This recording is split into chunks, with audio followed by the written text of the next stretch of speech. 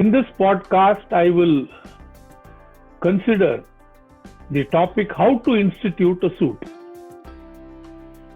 Every suit is instituted by presenting a plaint to the court or such officer as it appoints.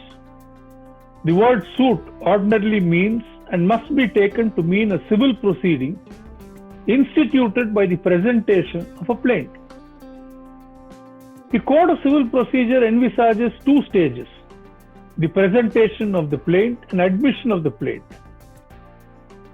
This point has been clarified in the Union Bank of India versus Sunpack Corporation, reported in AR 1986 Bombay 353. Under this rule, the plaint may be validly received out of office hours at the residence of the judge. For example, when a suit has to be filed, it's the last day of limitation. It has to be filed in Hassan. Somebody takes the 2 o'clock non-stop from Bangalore to Hassan, reaches there at 7.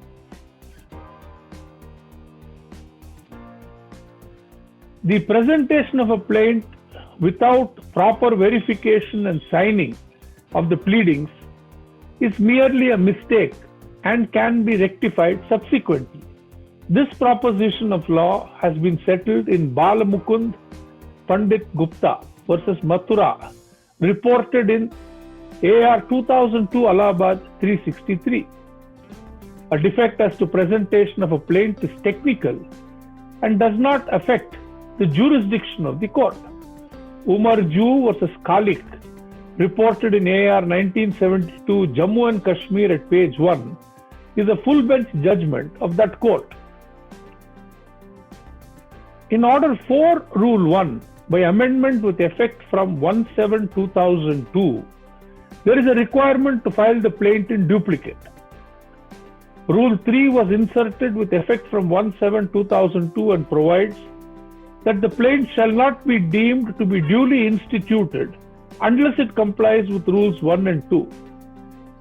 The question as to whether the newly introduced amendments were directory or mandatory, the Supreme Court in Vidyavati Gupta versus Bhakti H. Naik, reported in AIR 2006 Supreme Court 1194, has held that they were directory and non-compliance would not render the plaint non-est.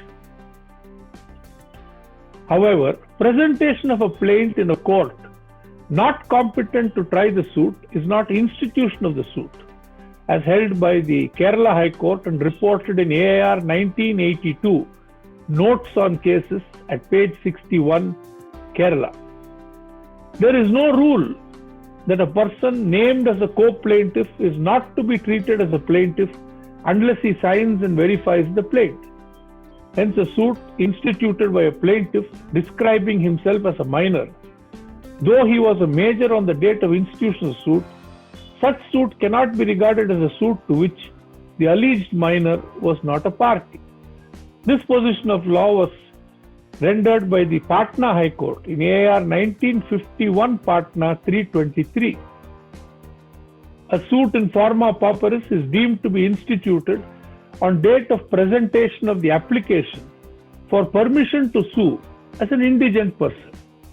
The Calcutta High Court has set out this proposition of law in AR 1975 Calcutta 260. Objections filed under Order 21 Rule 58 in the executing court is not a suit. Incidentally, we may also notice that a judgment in a case belongs to the state and is not a public document.